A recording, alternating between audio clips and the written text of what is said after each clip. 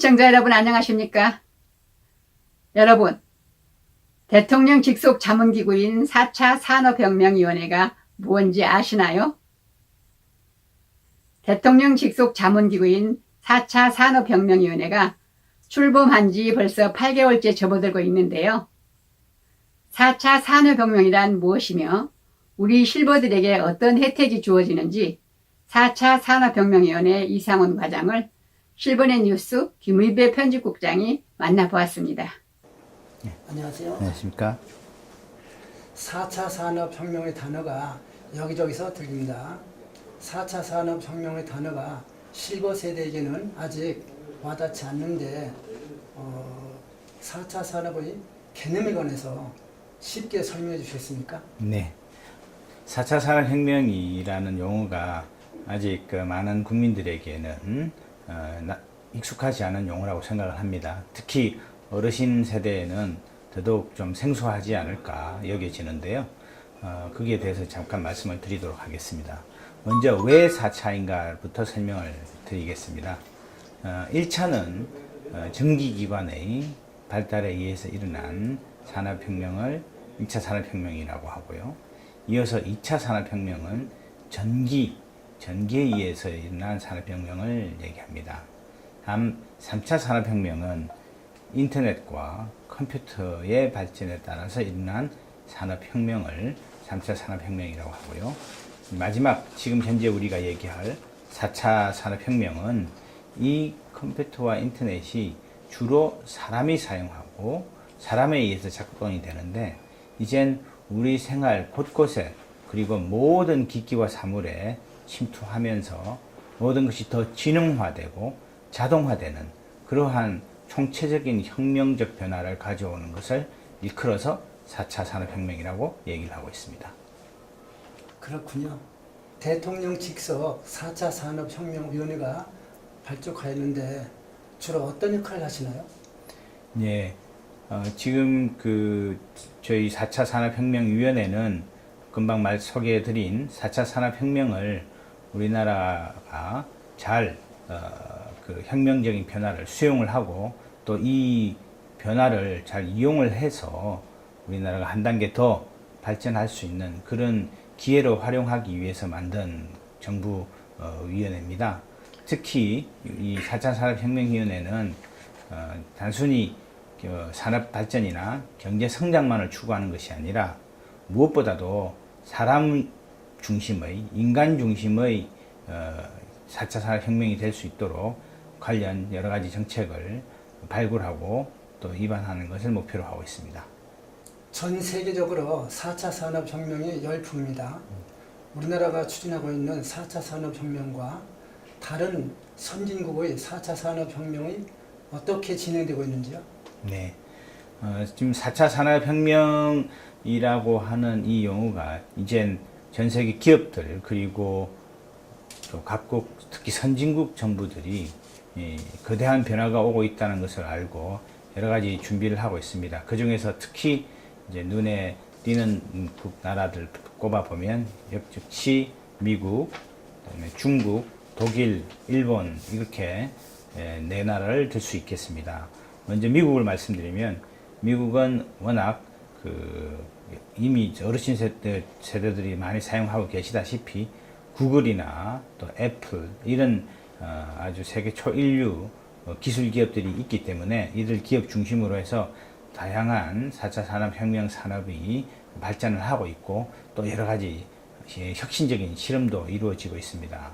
한편 이러한 미국을 바짝 쫓고 있는 것이 바로 중국입니다. 중국의 그 거대한 인구와 또 국가 전체가 지금 똘똘 뭉쳐서 경제 발전을 하고 있는 그런 상황에서 중국 정부는 특히 선진국 수준의 경제와 산업 수준으로 빨리 도약하기 위해서 4차 산업혁명과 관련된 여러 핵심 기술을 개발하고 또 이 기술을 실제 생활과 산업에 적용하는 노력을 아주 전폭적으로 지금 진행하고 있습니다. 그 다음에 이 4차 산업혁명을 사실은 내용적으로 가장 충실하게 그리고 또 실질적으로 지금 리드하고 있는 나라가 독일이라고 할 수 있겠습니다. 독일은 아시다시피 그 제조업에서 세계 최고의 강국인데 이러한 제조업 즉 공장을 중심으로 해서 생산 현장을 중심으로 해서 매우 혁신적인 그 기술들을 개발하고 이용을 하고 있습니다. 그래서 지금 적어도 스마트 제조업이라고 불리는 이 제조업 분야에서만큼은 독일이 가장 앞서가고 있는 분야고, 우리나라도 그래서 이 독일의 제조업 혁신이라든가 스마트 공장 이런 부분에 대해서 많이 연구를 하고 있고 또 열심히 노력을 하고 있습니다. 우리나라는 이들 나라와의 차이점은 두 가지가 있다고 볼 수 있겠습니다. 아까 말씀드린 바와 같이 효율성이나 효과성, 산업 발전에만 국한된 것이 아니라 우리 삶의 질을 전반적으로 개선시키는 데에 궁극적인 목적을 가지고 있습니다. 그래서 우리 국민 모두가 좀 더 편안하고 좀 더 혜택이 돌아갈 수 있는, 국민들에게 혜택이 돌아갈 수 있는 그러한 혁명이 될 수 있도록 관련 정책을 발굴하고 있고요. 그 다음에 두 번째로는 우리나라가 이 앞서 말씀드린 이 세 나라와 비교했을 때 제조업에 있어서는 아주 큰 그 강점을 가지고 있는 나라입니다. 아시다시피 우리가 반도체라든가 휴대폰이라든가 또 조선 자동차에서 세계 최고 수준의 경쟁력을 가지고 있는데, 이런 기존의 어떤 경쟁력을 더욱더 한 단계 더 높이고, 그 다음에 또 이러한 그 제조업이라든가 또 경제 전반의 발전을 토대로 해서 우리나라가 확실히 세계 이제 경제 성지부에 발돋움할 수 있는 그런 또 계기로 활용을 하고 있다는 것을 말씀드리고 싶습니다. 현재 우리나라 4차 산업혁명 정책이 실버 세대에게 어떤 혜택을 줄 수 있을까요? 네, 이 4차 산업혁명은 여러 분야에서 아주 혁신적인 그 변화를 일으키고 있는데요. 그 중에서 가장 변화가 빨리 오고 그다음에 큰 폭으로 변화가 일어날 것으로 예상하는 것이 바로 의료 건강 부분입니다. 그래서 이제 헬스케어라고 보통 이제 요즘은 그렇게 말을 많이 하는데요. 이 헬스케어 분야에서 이 헬스케어 산업 자체가 굉장히 크고, 또 무엇보다도 건강은 모든 인간의 어떤 가장 중요한 관심사이기 때문에 이 분야가 매우 유망하다고 이제 보고 있습니다. 특히 어르신들께서는 더더욱이 이 건강에 관심이 많은 만큼 실버 세대들에게는 이 분야가 매우 중요하고, 또 저희도 그 중요성을 인식을 하고 있기 때문에 이 분야에서 좀 더 빠른, 그리고 또 눈에 보이는, 즉 어르신들이 실제 체감할 수 있는 그런 변화를 이끌어내기 위해서 노력하고 있습니다.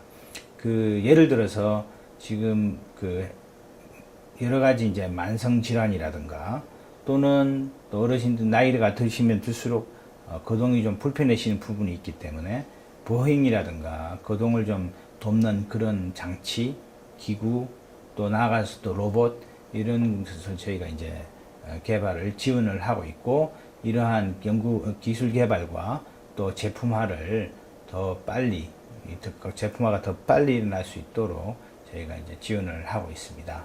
그래서 1차적으로는 무엇보다도 실버 세대들에게는 건강과 이 의료 쪽이 제일 관심 분야가 아닐까 생각하고요. 그리고 또 이제 요즘 언론에서 많이 오르내리고 있는 자율주행 자동차, 즉 사람이 직접 운전을 하지 않아도 스스로 차가 이제 주행하는 그런 자동차가 가깝게는 2025년, 멀게는 2030년이면은 완전히 도로를 다닐 수 있을 정도로 수준이 올라갈 것으로 전망을 하고 있습니다.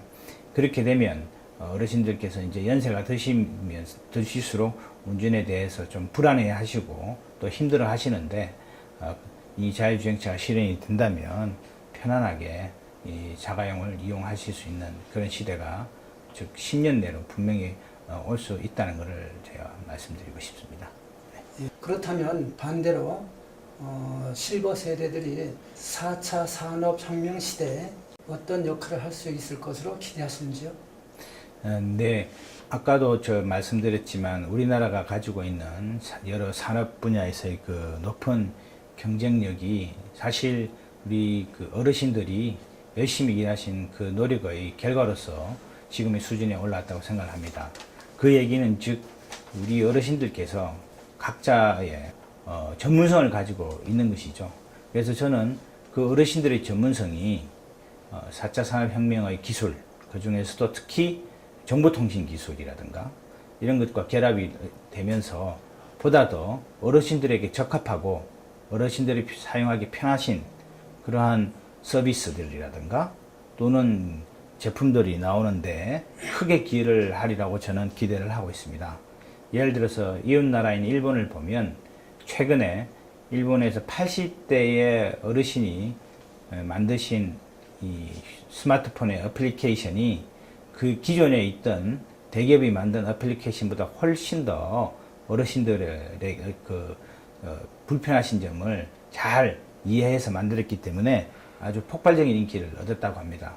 이처럼 어르신들이 필요한 것은 누가 뭐래도 어르신들께서 잘 아시기 때문에 기업들이나 또 정부 기관들도 당연히 어르신들께 보다 더 편안하고 보다 더 알맞은 서비스를 제공하고 또 어떤 지원을 하기 위해서는 어르신들이 적극적인 노력이 필요한 것으로 보입니다. 따라서 정부나 기업이 어르신들의 참여를 더 늘릴 것으로 생각을 하고 있고요. 또 어르신들 스스로도 이러한 그 요구를 좀 더 목소리를 내어서 이러이러한 것들이 필요하다라고 분명하게 시민으로서 정부에게 요구하시고 소비자로서 또 기업에게 요구를 해주신다면 더 많이 서로가 이해를 하게 되고 이에 따라서 더 큰 참여와 즉 또 기여를 하실 수 있게 되리라고 생각을 합니다. 그러면 실버 세대에게 앞으로 위원회는 어떤 역할을 할 생각이시며 또 마지막으로 실버 세대에게 전하고 싶은 말씀 있으시면 해주시죠. 네. 무엇보다도 1차적으로는 실버 세대에게 4차 산업혁명이 무엇인지를 좀 더 잘 알기 쉽게 설명을 좀 드리려고 합니다. 왜냐하면 이 새로운 변화, 급격한 변화가 어르신들이 그냥 관심을 갖지 않고 그냥 내 일이 아니다라고 하시면 오히려 제가 볼 때는 손해입니다. 지금 실버 세대가 오히려 건강 문제라든가 또 여러 부분에 대해서 또 인생에 있어서 경험과 전문성이 있으시기 때문에 개인적으로나 사회적으로나 실버 세대가 더 많이 참여하고 더 많이 의견을 피력할 수 있는 그런 기회가 필요하다고 생각합니다. 그런 점에서 우선 4차 산업혁명위원회는 4차 산업혁명과 관련된 설명 그리고 또 계속 일어나는 일들에 대한 뉴스를 와 정보를 제공하려고 하고 있고요. 그 다음에 또 여러 행사라든가 이벤트들이 있으면 또 소개도 드리면서 실버 세대들이 참여할 수 있는 그런 기회를 좀 공유하고 제공하려고 합니다.